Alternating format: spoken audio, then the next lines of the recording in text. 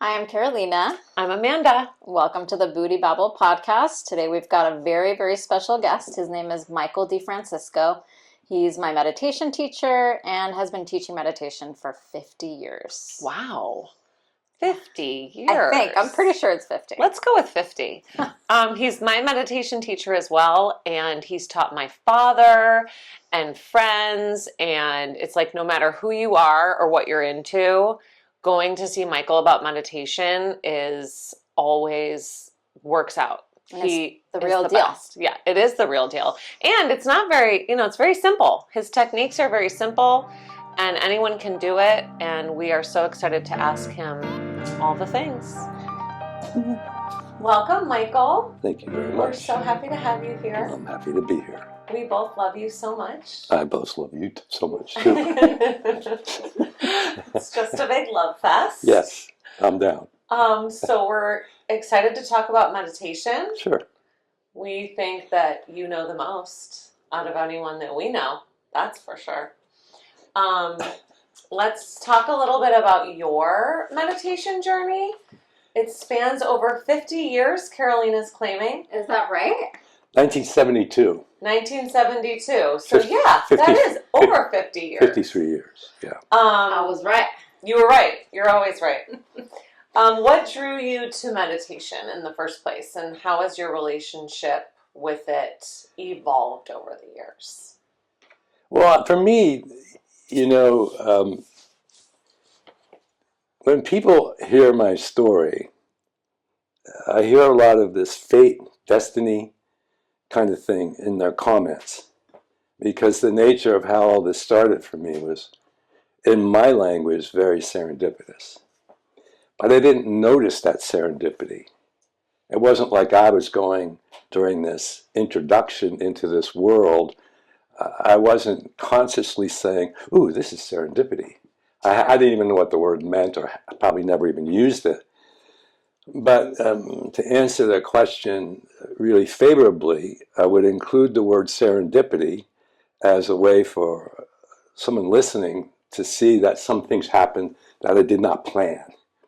And yet they were planned in some cosmic realm, or whatever we want to say. So I started because I found 3 little books in a flood in Pennsylvania. And these 3 books were entirely out of context for my life. And they were unique, different. I only took them home from the pawn shop, flood shop store because they were cute. And I liked the titles, but I couldn't pronounce the words very easily. Raja Yoga, The Crest Jewel of Discrimination, and The Eternal Companion. What was the second one? The Crest Jewel of Discrimination. The Crest Jewel. Crest. Crest. Yeah, that's by Shankara. But all those names were like ridiculous names to me. I didn't know any of the nomenclature of the world I'm in today. And so when I say serendipity, that I would pick up 3 books in a flood shop while I was gathering items just to furnish a new apartment that I was living in, because I was playing in a championship football league at that time. And so I had to move to this area. And during this flood, I found these 3 little books amongst the other things I found. And I took them home just for, because they were cute. And they had cute covers. And there was interesting titles. I was not interested in the contents, but I was enamored by something. That was the beginning. And so you would think that in the 21st century, you would think the next comment would, I sat down and I meditated. I did not.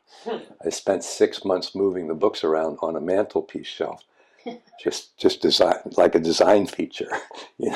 First I had them like this, then I fanned them out. And it took a long time for me. I was in the sex, drugs, rock and roll arena, heavy and fun. My hair was down over my shoulders. I was Harley Davidson cool, totally. I was Marlboro Man cool. And I was playing that in a way. It came natural to me, so I played it. But so these books were out of context, and then drove me at one point in time to start reading them. But I read them egotistically. Meaning I read them so I could talk about them. Right. I tried to do eventually somewhat what I thought was the prescriptive information there, meaning sit down and shut up is the title of my book. But when I say sit down and shut up, I'm talking about actually practically doing something. That took months for me to get to a point where I literally began to sense there's something they're trying to tell me to do, besides me being egotistically involved with the new words that I could spit out the bar every night, which is what I did. So I'm doing samadhi and nirvana. I didn't know what they were. They just made me more attractive to some people. That's totally what it was about. So I was enamored, and I was armored to keep my persona, the sex, drugs, rock and roll persona. I kept it growing by adding this new nomenclature. I look even more infinitely cool and terminally unique. This is in northeastern Pennsylvania. This is a kick-ass place. This is fight your way in and fight your way out of the bar. Shot in a beer, miners, steel workers. So this is all happening there. So it's totally out of context. And long prior to the new age. Right, it's the 70s, right? Yeah, and I was what I described. I was very much that. And so this happened serendipitously with a flood. The flood was called Agnes. I could not, when I started writing this book, I could not remember the name of this hurricane that came up from Florida. So I Googled it, 1972 hurricane, Florida, Pennsylvania flooding, and Agnes. And so I Googled the definition. This is when I started writing the book, about 4 years ago. And the definition for Agnes, or the meaning, is pure and holy. Wow. And so then there's more serendipity happening. I had a ghostwriter who interviewed me and said, "Do you realize how much fate and destiny is in your story?" I said, "No, I do not." So the more I was writing, the more I saw, yeah, that's pretty much all there was. It's just that I was not seeing it because I wasn't seeking it, which is the best thing that could have ever happened to me. Because when I look at seekers, I see the effort, I see the assertion. Versus just letting it happen. Yeah, and then I see that same assertion and that same premise perspective of ambition and competition in the new age's methods. Yeah. And that's my story, actually. I deal right in between there.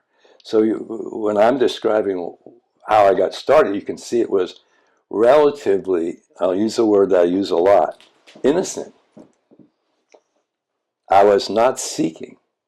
When I tell students of mine the story of that flood, they insist, but you must have been seeking for something. I say, fuck no, I was just trying to be more cool. Right. They added to my cool.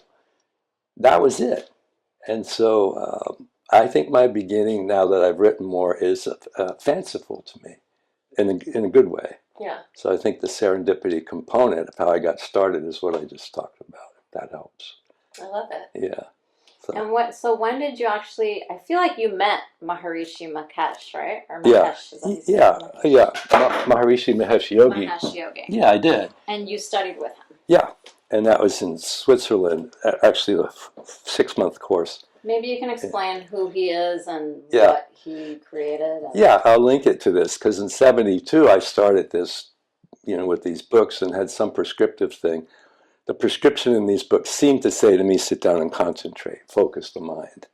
And it had the component of what people call mindfulness today, which is a contemplation aspect of how to use the mind. When I went to an introductory lecture, also serendipitously, in 1974, that was given in Wilkes-Barre, Pennsylvania, a state in the Northeast. It's hard to believe all this happened in northeastern Pennsylvania, but it did. I mean, it's not a hallmark place for spiritual evolution. But in 74, I went to a lecture. TM, library, 7 o'clock, Maharishi Mahesh Yogi. I'm going, okay, I'll go there. I'll tell them what I know. I'm going to go, yeah. I went in armed, fully armed with, I'm cool. wait till you see what I've been doing for 2 years. I don't know what the hell this is, but I'll tell you what's really going on. I went with that attitude. And within a minute or two, I remember the room. I remember the two teachers up front. I remember the wall filled with research charts, bar charts. And I sat there, and within a minute or two, it was the first time that I had seen the expression of the benefits of meditation. Because these two people were incredibly calm and very clear and very charming and very simple and very loving without saying anything like that while they were talking. And so I was disarmed for the first time. So the egotistical relationship I had with the information I was extrapolating from these 3 books was declutched. So there's another opening there, because I opened this way instead of opening this way, in my head.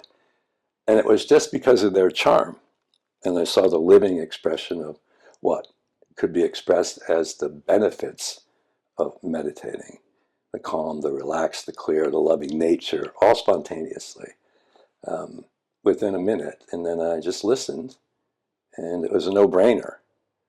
And I had very little money, but what very little money I had no problem parting with. To start this, I couldn't even say the word. Transcendental meditation, I could hardly spit it out.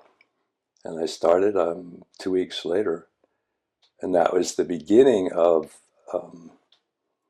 having a real practical method to the madness, so to speak.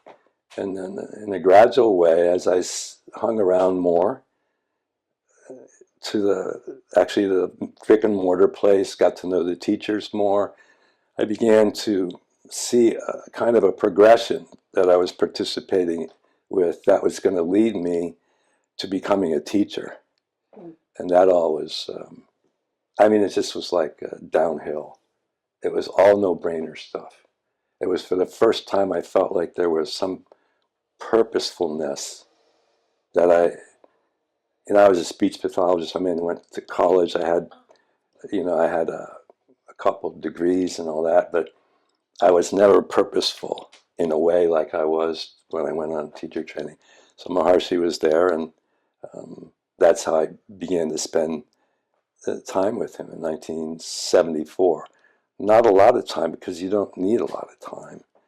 And I also had a different phenomenon than even, I was the youngest participant in terms of number of years or months meditating. I only had 7 months. The qualifications said a year, and again, serendipitously, they snuck me through that. But that's the story, and Maharishi's different. Still to this day, I've heard lots of people, I've been with other people, names that people know about in that Eastern world. But there was nothing like Maharishi for me. The phenomenon of knowing what he's saying for me was relatively unique and different, insofar as that he would say words, but I would capture, I don't know how this happened, something happened in the early days of me meditating that shifted my awareness to be free to catch meaning before the words. It's a hard phenomenon to describe because it seems a little bit too ethereal, but it's not. It's incredibly comfortable. So that's what happened, So that's my story, and I'm sticking to it. How old were you when you started meditating like that? 28. Yeah, 1974, June 20th. And that was a 6-month teacher training program? No, I learned the method. Got it. In June 74. By February 75, I was on a plane headed to Europe to become a teacher. There were a few other little things I had to do in between, but I had no problem doing any of it. You couldn't get me to a college class. After that. No, before. When I was in college, you couldn't get me. I mean, I was just a total... You weren't interested. No. Yeah. I mean, I was only, I was an athlete. Everyone was going, he's cool, Right. So I just did cool. I didn't do anything with seriousness of intent or purposefulness. This is the first time, actually, that I was ever a student. In Like my a view. true student. Totally. Yeah. And so it was a TM teacher training, like back in the 70s when this is pretty new, right? Well, I don't know. What did I do with my water? Well, I brought you one. Oh, you did. Thank you very much. Mm-hmm. It's more. It looks better than, a bottle. A beautiful glass. Yes. Thank you. It is a pretty glass. Look at the shape of that. Yeah. Tell me there's not some creative intelligence behind this whole freaking thing here. But yeah, where were we? Because was TM pretty new in the 70s? Is that when it started, or did it start? No, I mean, when you look at the origin of TM, Maharishi, and I didn't know any of this, by the way, when I was in teacher training. I wasn't part of the clique or the group. I'll use the group chat, you know what I mean, in the 70s. Yeah. Like kind of the circle, I call it the circle jerk, where people are constantly talking about what they know and where they were and who they know. I didn't have any of that. I was innocent. But so the story is that TM was brought from east to west in the late 50s by Maharishi. His tradition, the Vedanta tradition that he was part of, warned him not to come west. This is the story. I didn't hear it from him, but this is a story that's passed around with the, golden boys, the people in the movement that are of the know. Like David Lynch? Yeah, he was part of. I don't know that David was ever a teacher. I knew him in the early days, David Lynch. I didn't really stay up with him. I like his films a lot, and he has a real nice feel to him. But so Maharishi came east to west with this new effortless style. Basically, his pitch, if you want to call it that, was this is not hard to meditate. Concentration, no. Contemplation, no. The mind likes to move and wander. We don't restrict the mind. We just have to influence it differently and let it do what it does naturally, but with the influence, it probably will go within, kind of thing. And he did that for a while in LA, and eventually had some real professional start. And a lot of them were in the research world, and they convinced him or influenced him to take the age of science, which it was then, of course, still is, and utilize it by verifying and validating simple benefits. Blood pressure normalization, galvanic skin response, lie detector stuff to say not as stressed. Oxygen consumption while you're meditating is really low. All these really simple things, most of which should come back as part of the benefits because everyone's getting outlandish. And, if you look at Maharishi in the age of science and what he motivated or stimulated, uniquely different than, say, Yogananda before him and Vivekananda before Yogananda, Maharishi took advantage of the age of science. And even today, that organization has 760 peer group published studies on everything. Wow.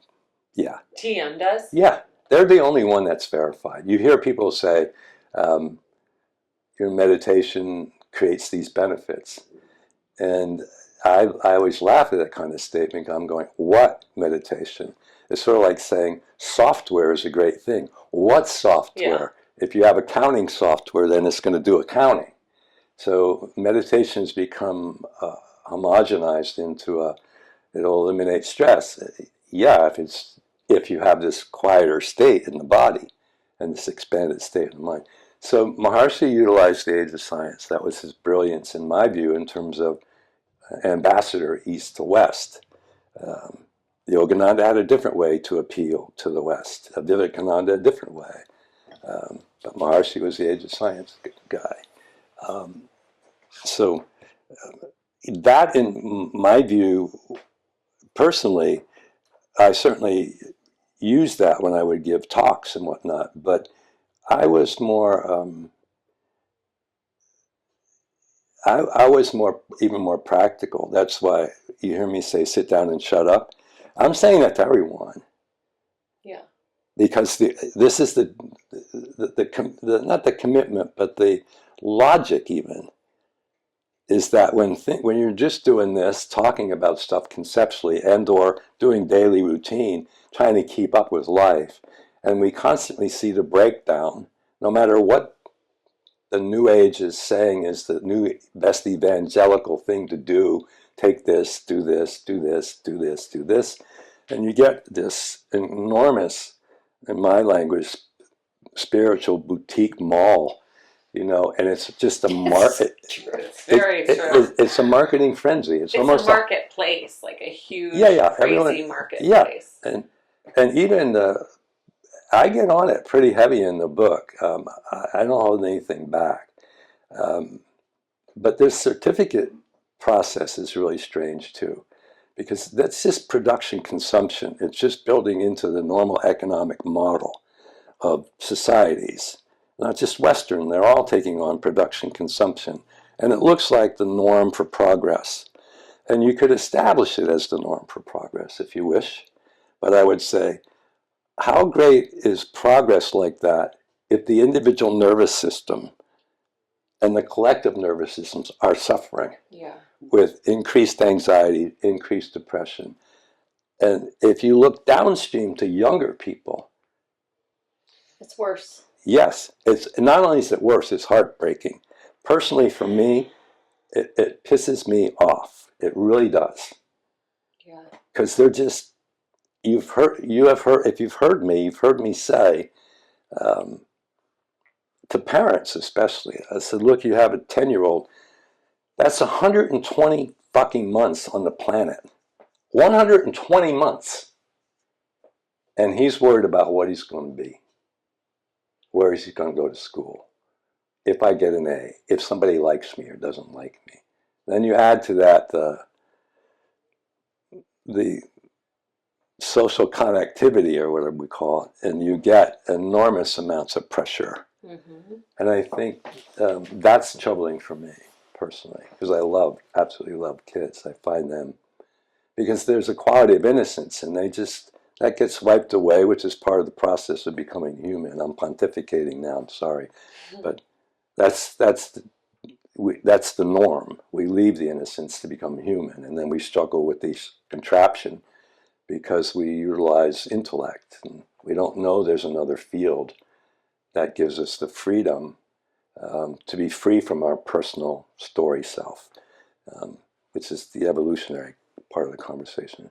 But yeah, so this progress, production, consumption, in my language, is a pendulum of doom, because we're doing things basically for an outcome. That's what we do. And when you're doing something for an outcome, then you're contingent on the outcome to feel okay. So somebody can write a book about the power of now. I'm going, the now ain't there.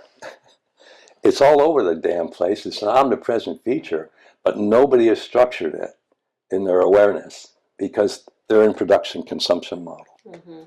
And the pendulum of doom is that you're either going to have, a good outcome, you'll feel okay, a bad outcome in your view, and you don't feel okay. Mm-hmm. And then you have the brands. I mean, the Catholic Church and all these, Buddhism, all of them, they have an iteration of heaven and hell. Right. And that is incredibly disturbing to me personally, having grown way beyond that, not intellectually, experientially. So that's another pet peeve of mine. But yes, I spent time with Maharishi on teacher training, 6 months, 724.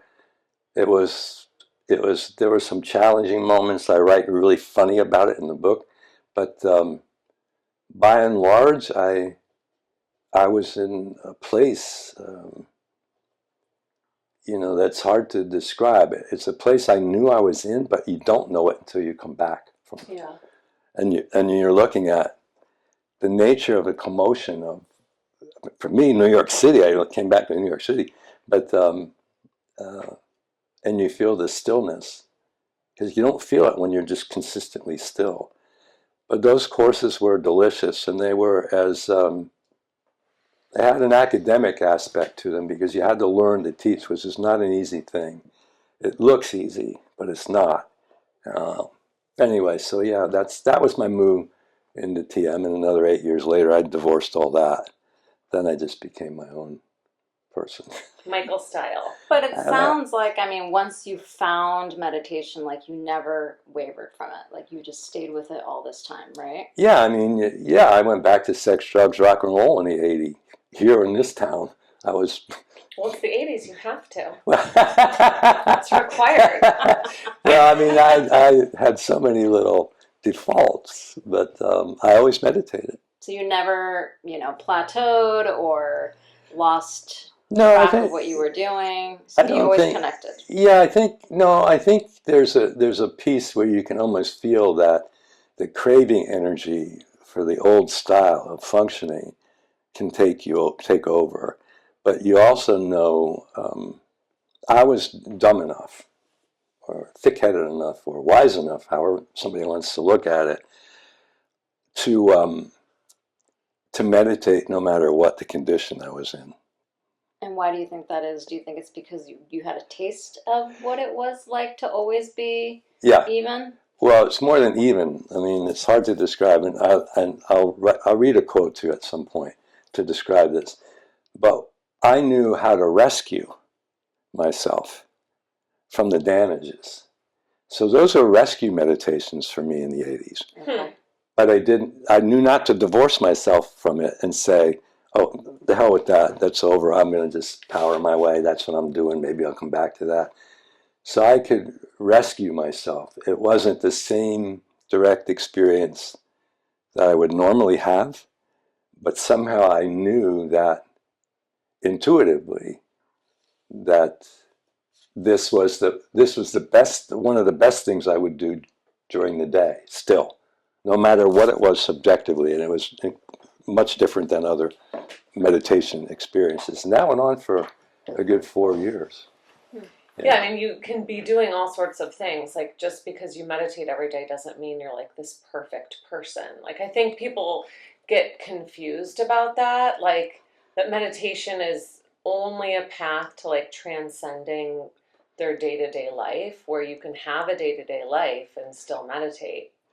Well, I think that's one way to look at it, and I would agree.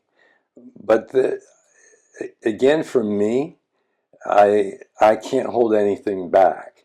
So that, yes, that's correct, and that people should experience meditation as I don't use the word technique often, method, to uncover a certain amount of stability that's being covered over by their instability. Right, that's true. Right, and so that is a matter of getting the body deeply rested and the mind expanded to include more of its potential. Because we get, in the everyday life, we tend to tighten everything in the apparatus, the mind, the body, the senses, the ego, the feelings, and the intellect. And once you tighten, then the awareness gets bound into these little compartments, the mind, body, senses, ego, feelings, intellect, and you end up squeezing out potential. And that potential isn't the success potential. I'm talking about the potential to have this very expanded state on both the level of the body and the mind, so that what you are doing is done more efficiently. That means with less effort, you get the same amount done. And you avoid, this is the biggest point, that you avoid the danger that has not yet come, which is going to be some emotional bullshit that's going to take place in a given day in some relationship or other. Mm-hmm. And it's going to trigger and charge it and throw you off the platform. Right.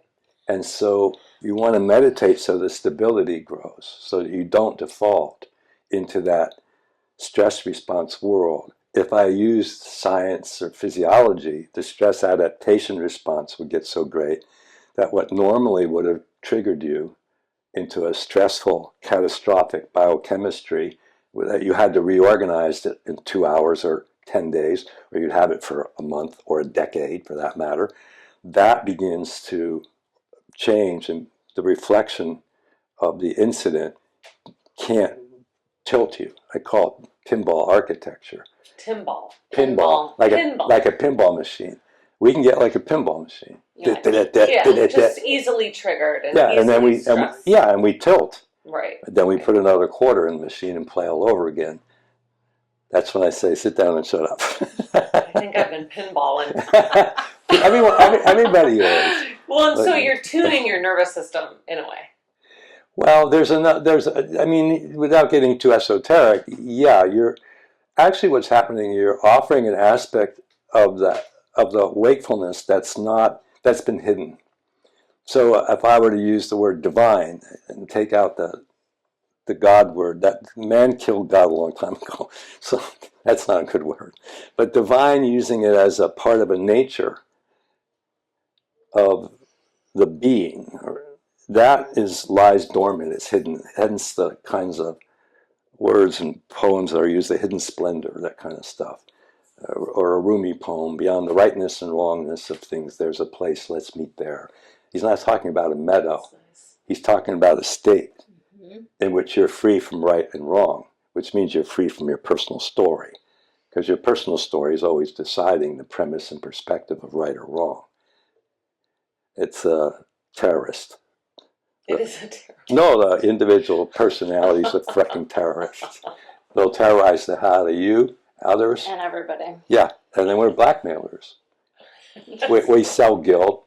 I mean, look at what we do with guilt and shame. Oh my gosh. Yeah. It's nightmarish. And so when I say there's another aspect, and if I were to say it's different than that, and much more stable and much happier naturally, spontaneously, I would seriously question why anyone would say to me, I don't have time to sit down and shut up. Right. I go, what the fuck are you talking about? Does that make sense? Yeah. It makes sense. Do you think because you mentioned the scientific sort of support that TM has gotten over the years, do you think that that's helpful? And have you seen a lot of these studies, and do you think it's helpful for say the West and the Westerners, because we love metrics and we love scientific evidence? Do you think that that's been effective to get more people to meditate, or how do you see if that, the scientific evidence has affected meditation? I understand it, of course. I'm intimate with it. I've been in studies as a subject and all that kind of stuff. But in this 21st century, I'm saying I'm shit-canning that, quite frankly, because I'm going straight to the fact that human beings are incredibly stressed out. Yeah. And I'm in the sit down and shut up world. Without too much here, look at the brainwave stuff. Right, who cares? Just do it. Yeah, because everyone gets clinically conceptual, and then you get evangelical. I mean, people are constantly quasi-faux gurus, or whatever they want to call themselves, are constantly defaulting into the brainwave world and then flashing up these exotic diagrammatical things, and you're like, ooh, yeah, oh yeah, it's all crazy. And I'm going, we're still functioning with fight or flight, which is, we just dress it up differently. Production consumption is fight or flight. And sit down and shut up is just, we can do that. Yeah, and that's basically the only thing I had left when I was writing a book. I thought, and that's my style, that's my history. So I'm not saying anything that isn't part of my life. Yeah. It's a strong part. And so I never thought of it that way until I was tired of the New Age's evangelical marketplace. It's not bad or wrong, but it's limited. And I'm watching people run with concept and then guru bounce. What I call guru bouncing.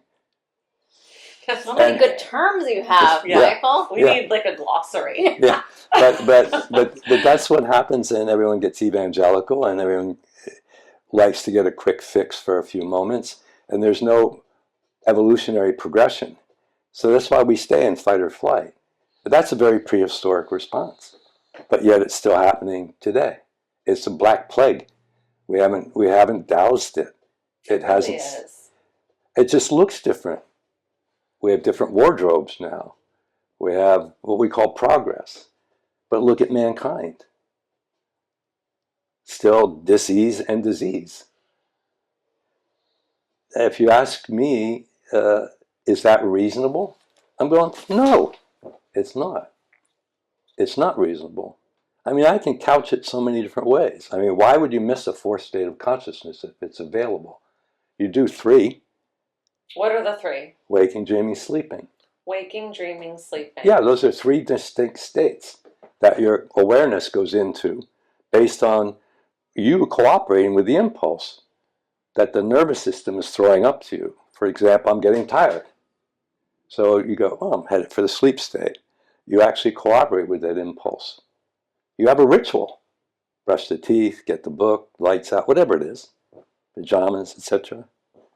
Unless you're me, I don't wear pajamas. Fun fact. Yeah, it's a great one. But I actually do. Not real pajamas. I wear clothes that I've worn out. You know, I love stuff like, I love doing, I don't like tradition at all. Anyway, so yeah, the world's functioning still with this primal basic fear, threat of punishment, promise of reward. That's what it is. What did you say? Threat? Threat of punishment. Threat of punishment. And promise of reward. And promise of the reward. caveman sees the tiger. Now, he's not sitting there going, I'm going to read Michael's book, Threat of Punishment, Promise. But he's experiencing the threat of punishment or the promise of reward. He's actually calculating how far the tiger is and how far his cave is. And he's going to clinically, meaning the apparatus is going to make a decision. Mother Nature has issued him a survival mechanism.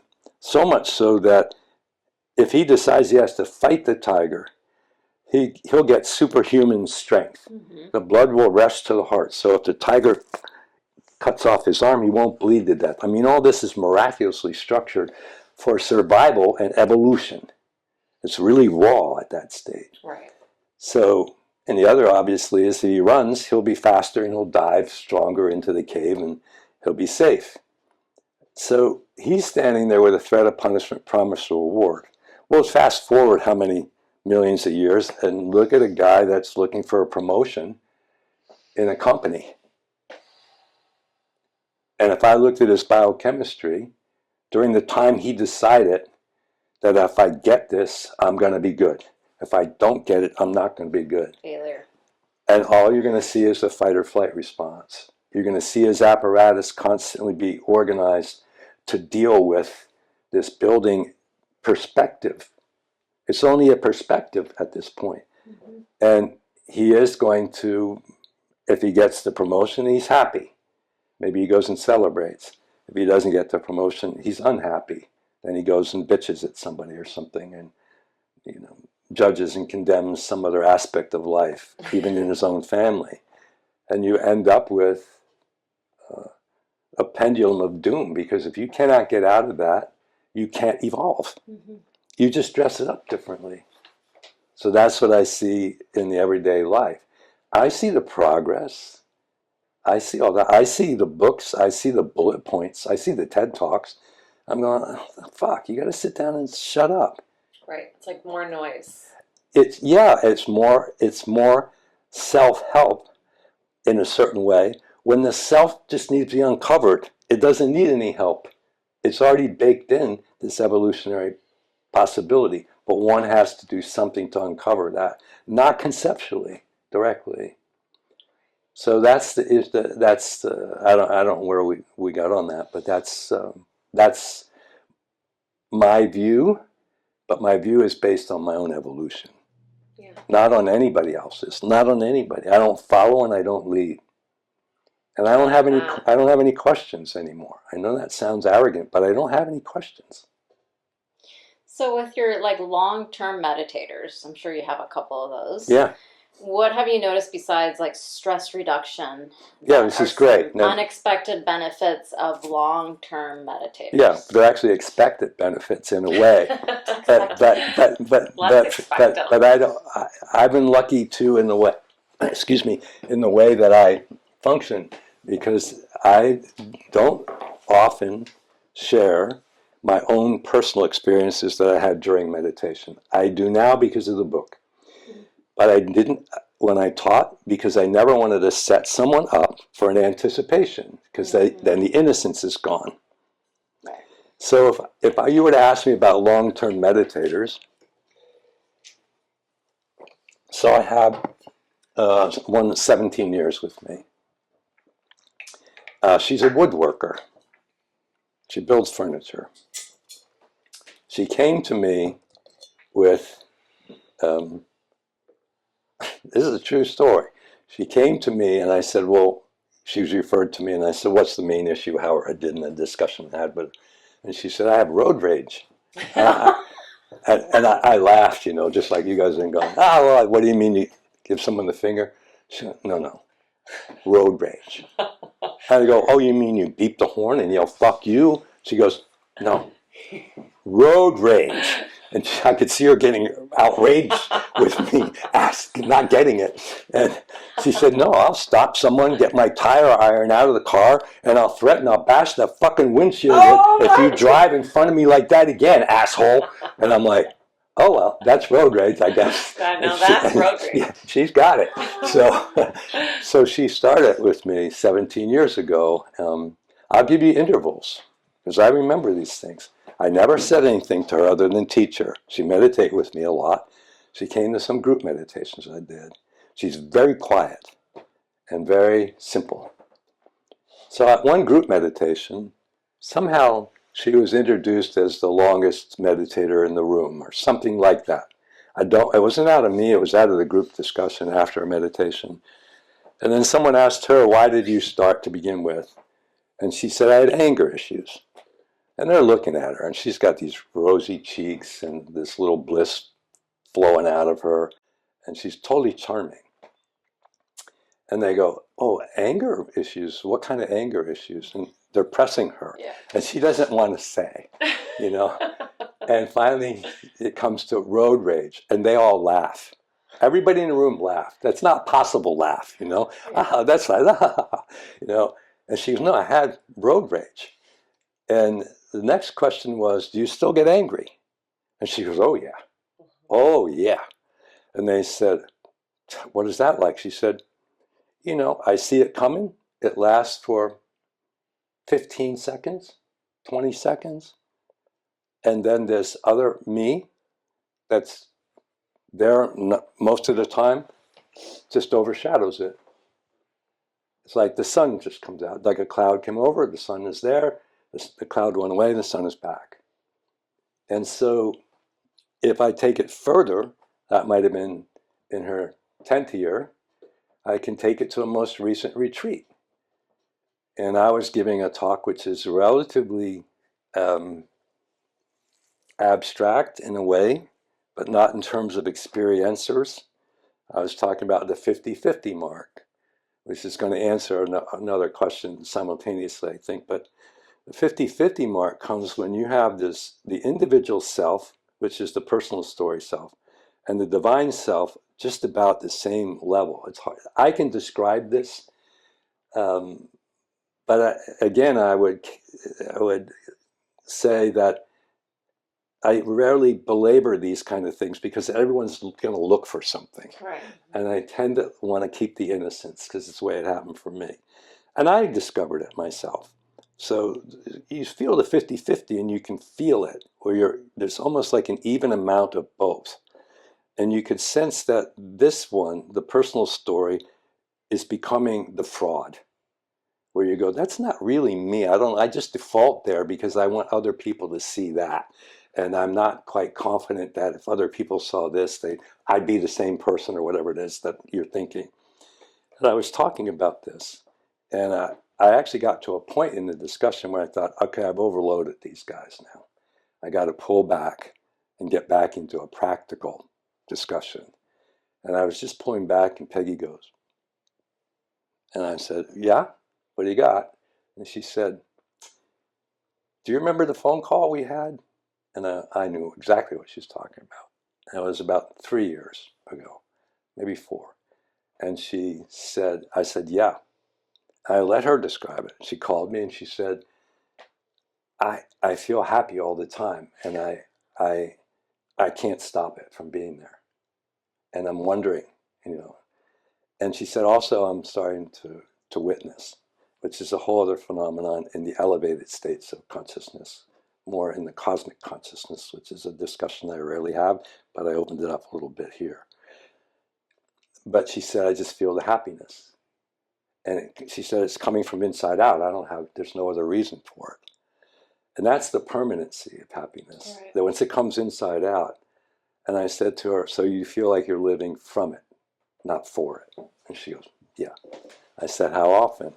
She said, all the time. And she said, I feel like I stepped away from the personal story as the leader. And the default there is almost like a joke. You know, it's hysterically funny when the energy wants to default there. It's like, why would I go into that house where there's, you know, there's no oxygen in there, so to speak. And yeah, so that's Peggy in a progression. But others have come to me all the time with either a direct experience in meditation that's a reflection of transcending, which is another word that's totally misinterpreted in the 21st century. Model of conceptual quack, blah, blah, quack, quack stuff. But, well, it's a lot like that to me. That's the way I hear it. I remember a story you told me about a guy who always used to have his cigarettes in Oh, his that's one of shirt. the first guys I taught. Yeah. Yeah, that was great. So, yeah, I don't remember his name. I just told that story. I don't remember the context, but I might have been on the retreat. Yeah, so I remember this woman came I was teaching TM in Philadelphia. This is 77, so 76, before I moved out here. And she comes in, she's this really bouncy little redhead freckled woman, and she's like pulling her husband. And she's all bouncy, can't wait to hear about meditation. She's excited. She takes a front row seat, she drags him in, and he's got this tattoo of an anchor on his forearm, on his highly developed forearm, you know, like Popeye. Yeah, and it's a telltale sign of a Navy guy in those days, you know. And in his shirt pocket, he had Marlboro Reds. I'm very familiar with Marlboro Reds. They hung around my nightstand for a number of years. Could not wait for those in the morning. Yeah, let's get this day started. But so he comes, he's got the tattoo, he's being dragged in by his wife, and he sits down and he goes like that. I mean, literally, I couldn't imitate it any better than that one. And he just goes, huff. He's in a huff. And she's like, what are you going to say, kind of thing. She's got all the energy. I give the lecture. She drags him up to the interview. She signs up. He reluctantly signs up. They come and they're taught by me. A couple days later, I teach her. She's a beauty. I mean, every way, totally innocent. And I'm talking about these people were very middle class, if not less than that. And he came, I taught him. He never changed his position. He never took the cigarettes out of his pocket. They came to the follow-up session, same thing, bubbly little champagne woman, and this freaking guy that just was Navy tough. Every single time. And they had some follow-up sessions after the course. He never asked the questions. She asked some really interesting questions. So the follow-up sessions, they come. So they trot up. First one 7 days after the course. The next one another 14 days or whatever it was. On this 14th day, he comes up, no Marlboro Reds in his pocket. He's still pretty gruff. He's not like friendly with me. There's no hugging. I'm not hugging the Navy guy. And so they are on their way out after this last session that I'm going to see them one-on-one like this. And I said to him, John, or I think it was John, I don't know. And I said, John, no Marlboro Reds. What's up with that? And he said, I quit. And I said, when did you quit? And he said, I don't know. Just happened. Yep. Yeah. And that's a very gross example. I mean, cigarettes in the pocket. But if you look at Peggy and this 50-50, she did not know. She didn't say I'm at 2080. Right. She only knew when she was there. Does this make? So it's the same thing. She wasn't looking at how long I've been meditating. I'm on the 7th year now. None of that crap, which is an awful thing that some of the modern gurus decided to do to up the ante of the production, consumption, pendulum of doom, threat of punishment, promise of reward syndrome. You know, it's nutty.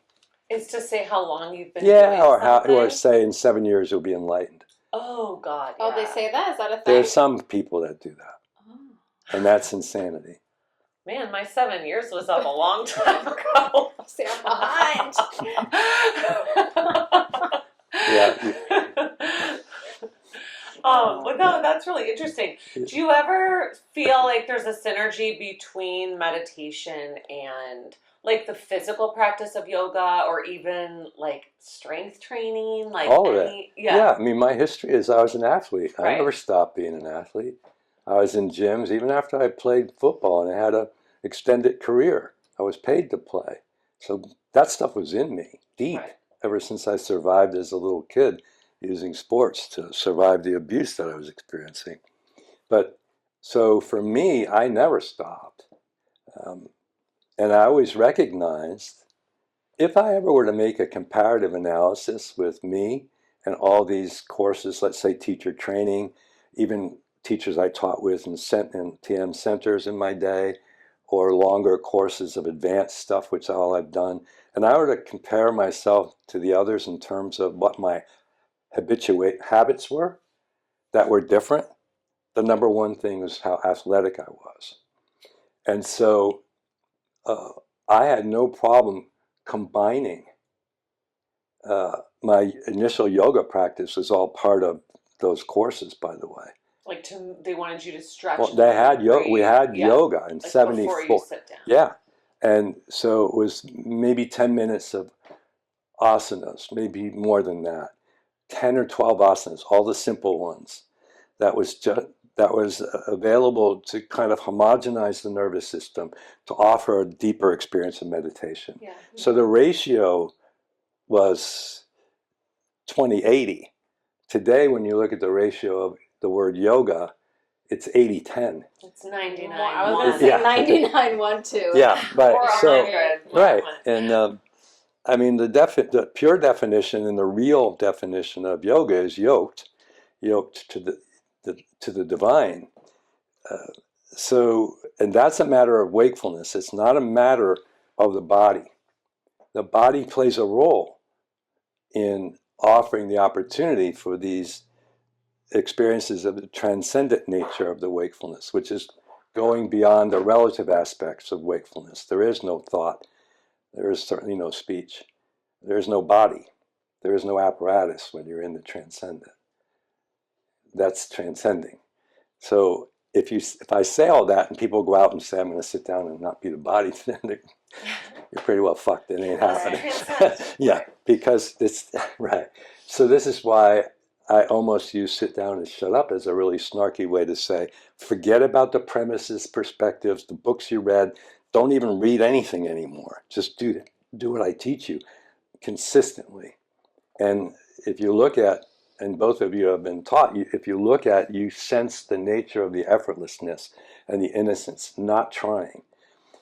So I think yoga is the way it's used in the 21st century, it's positioned in the exercise world. So again, I see the West, and I see the East doing the same thing now. It doesn't matter because of production consumption as a model to feel okay with life or your existence. Then you see production consumption swallow up everything. So it swallows up yoga, which is yoked to the divine, which is a state, a condition of where the wakefulness is. It has nothing to do with movement. No, zero. Mm-hmm. It was a word that was used long before the British in the 1800s really powered it up with their colonialism in India to be almost part of a gymnastics world. Yeah.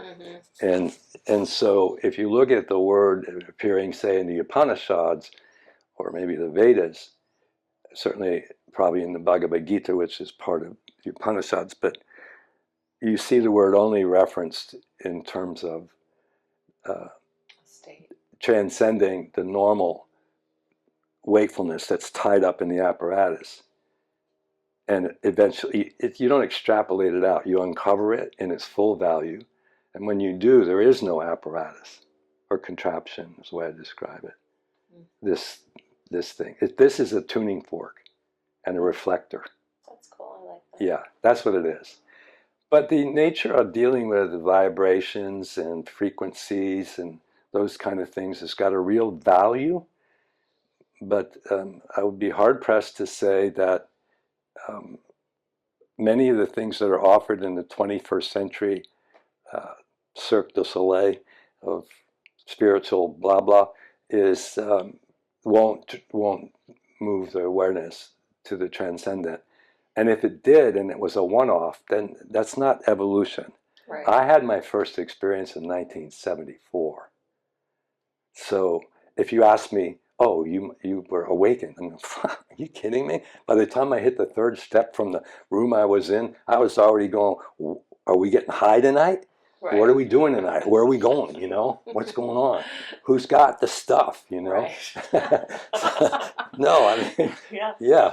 So, but if I read the experience to you, which maybe I will, you'll see what I'm saying.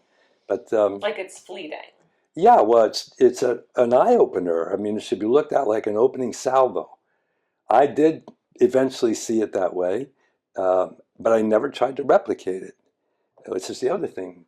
Right. Once you have it, that's why I do sit down and shut up. I keep saying that as almost a way to take away all the extraneous kinds of stuff, all the bullet points, all the TED Talks, all the guru, blah, blah. Jibber-jabber? Yeah, the babble. And the goals, like just to make it not so goal-oriented. No, that's threat of punishment, promise, reward. Yeah. It's hard to get out from under that. Yeah, I mean, you have people write books like The Power of Now, and I'm laughing because there's no fucking power in the now. There's only potential in the now. Power is what human beings use to dominate each other. It just was a good title that sold a lot of books. Well, I said that's not his title. I said that has to be a publisher title. Probably. Yeah, because what's in the now is pure potential. Pure potential. Just look at a child. When they get in that innocent state, what do you see? Only potential.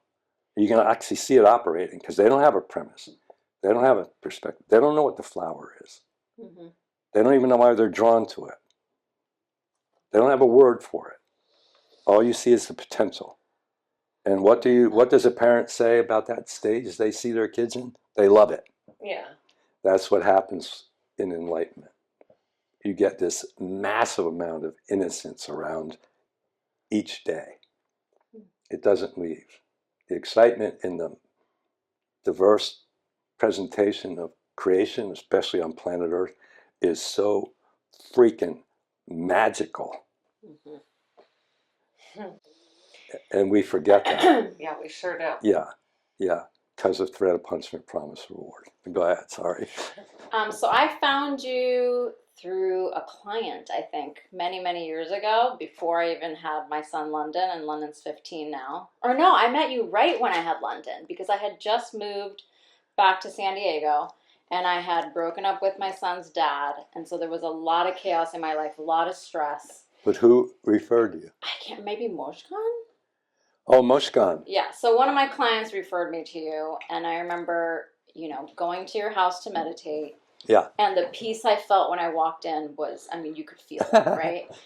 And it was a huge life changer for me. I started meditating regularly, and it definitely, it just changed everything for me. It shifted my perception. It made me more stable, all those things you talked about. Yeah. So for people who haven't meditated or who are interested in maybe, trying a session with you and learning how to meditate, what can you tell them about what to expect? Well, when someone first contacts me, I usually have an introductory conversation.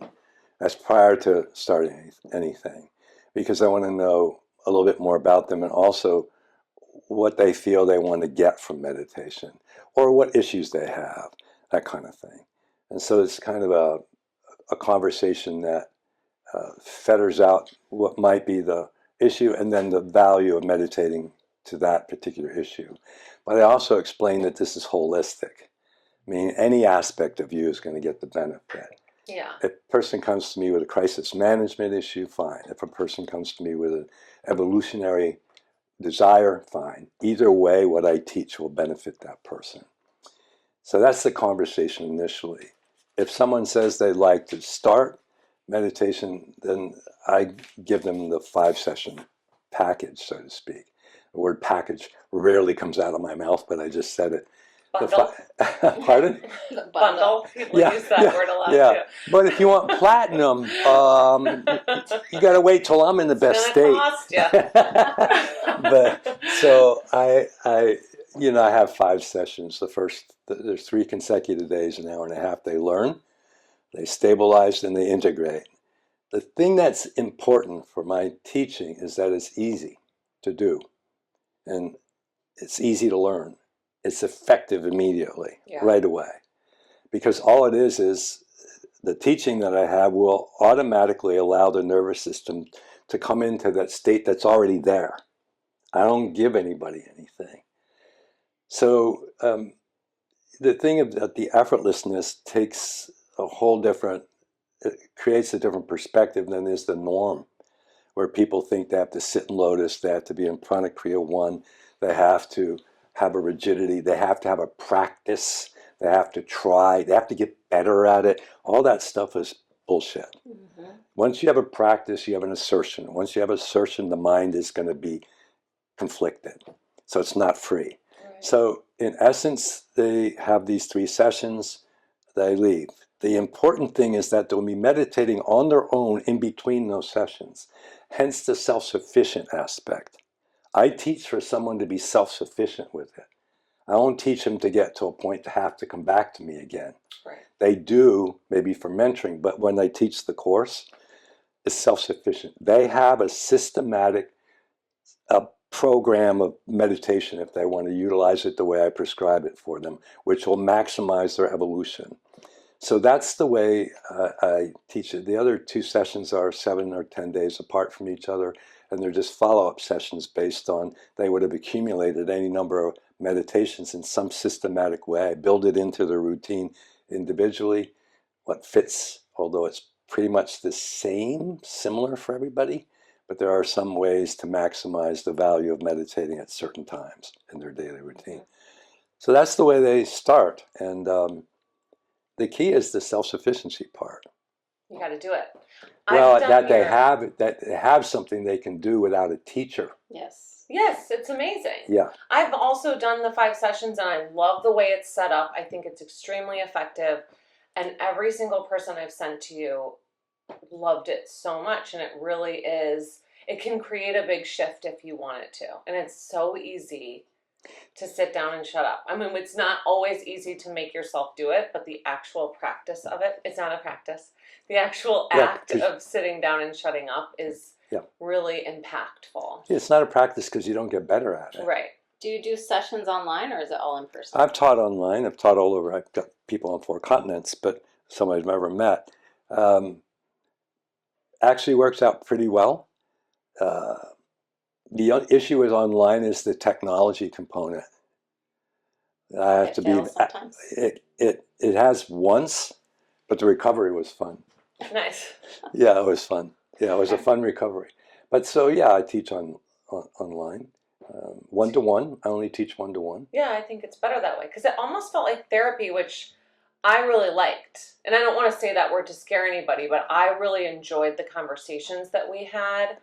And I felt like it really fed into a more complete, like, holistic feeling from the whole thing. I really loved that part of it. Yeah. I had a friend call me the other day. Their 11-year-old is having some anxiety, and he was like, "Have you ever heard of TM?" And I'm like, I have someone for you. But then I was wondering, like, do you do kids? He does. Maggie, because Maggie just started going to him, and she told me that you teach kids. I teach kids starting around 10 Okay. because they can have a sit-down meditation. Younger, there's a walking kind, which I don't think is as valuable. But I think the key there is the anxiety component of an 11-year-old. They need to be declutched. Right. And without technically, they don't have the same discussions that I might have with an adult. Yeah.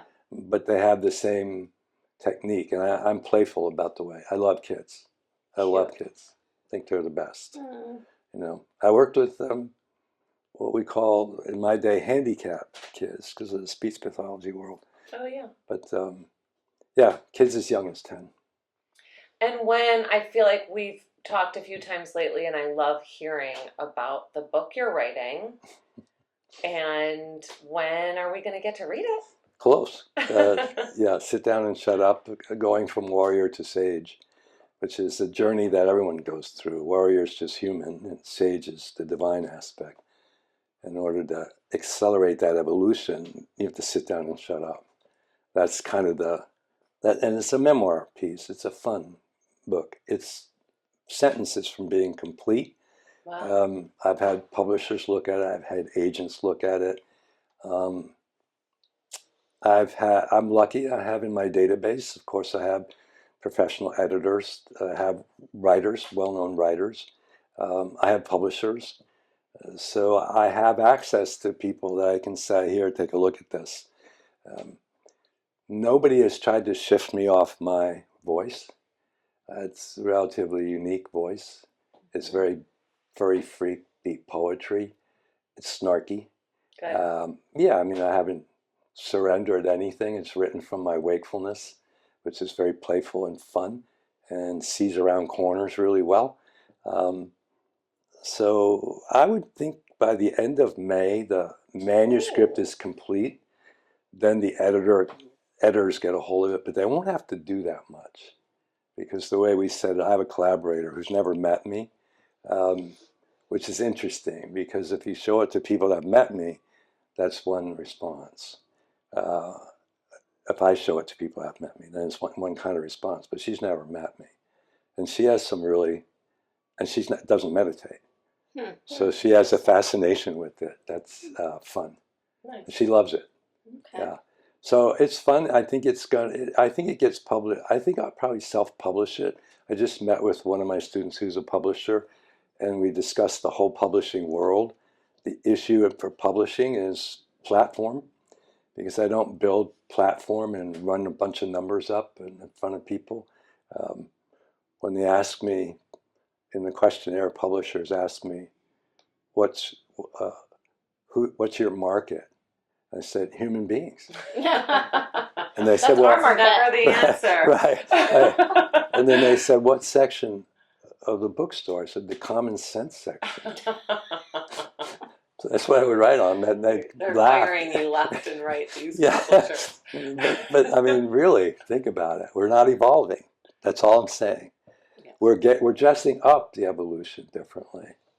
And we get these production consumption models and the simplicity of accelerating the evolution by sitting down and shutting up. And I say this, and people say to me, well, I don't want to sit down and shut up or learn what you teach or something. I say, fine, then throw yourself on the kitchen floor every morning and scream out, I have no fucking idea what's going on. And I said, when that becomes so sincere, something's going to happen. But there again, it's sit down and basically shut up is the way I'm looking at it. I wouldn't say go read this book. I wouldn't say here's a TED Talk that'd be good for you.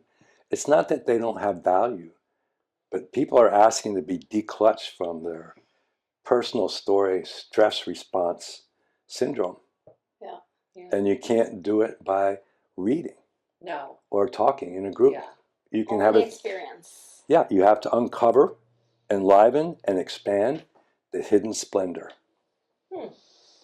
That's a nice note to end on. Yes. There you go. And don't let them change the title of your book. No, people talk to me about that. It's probably not going to. I think it's perfect. It's perfect, yeah. You like it too? I love yes. Yeah, okay, good. Absolutely. Yeah. And what's your Instagram and any retreats coming up that people should know about? I think it's Inner Peace with Michael is Instagram. Retreats, nothing on the books, but relatively soon. I'll have 2 or 3 for 2026. I could find one for November 2025, but that's a long shot. Okay. But I really don't post much. Yeah, but to contact you. Yeah. Yeah. I think Inner Peace with Michael is one of the websites. MDFexperience.com is another one. I don't even know what's on the websites. I mean, a bunch of videos and stuff like that. Okay. But that's the way people contact me. Nice. I think, and they can call me directly too, if there's any way to. I guess my number's published somewhere. We'll put your phone number on the internet. Yeah, great. Put it up there, and that he doesn't wear pajamas. No pajamas. This guru doesn't wear pajamas. Boy, you could see that's going to be. That should be the name of your. Yeah. That would just create a whole style. I can see it now, honey. Put your pajamas on. No, I'm really trying the evolution out, man. Pajamas. Yeah, he doesn't wear pajamas, and he seems happy. Oh, well, thank you so much, It's been Michael, my pleasure. for sitting down with us. Yeah, it's been a pump. We pumped up the jam. We pumped up the jam. Thank you, Michael. We love you. I love you too. Thank you so much. Thanks. That's fun. Okay, well, that was amazing. I love Michael. I love the way he teaches meditation, and it definitely was life-changing for me. And I always just love hearing him talk. I could go on and on forever. It could have been a 5-hour podcast, and it would have been good the whole way through. I love Michael as well. I love hearing his stories, and it's just a good reminder of really how easy it is. Just sit down and shut up. And if you want to do that 5 sessions with him, we highly recommend it. Go to his Instagram, email him. We'll include some info about that. And we're really excited for our next podcast. We're interviewing the 2 women from Empower Physical Therapy in San Diego, and they're pelvic floor specialists. So this one is mostly for the ladies, but we all do have pelvic floors. So I think it will be great for everyone. Tune in for that one. Thanks for listening.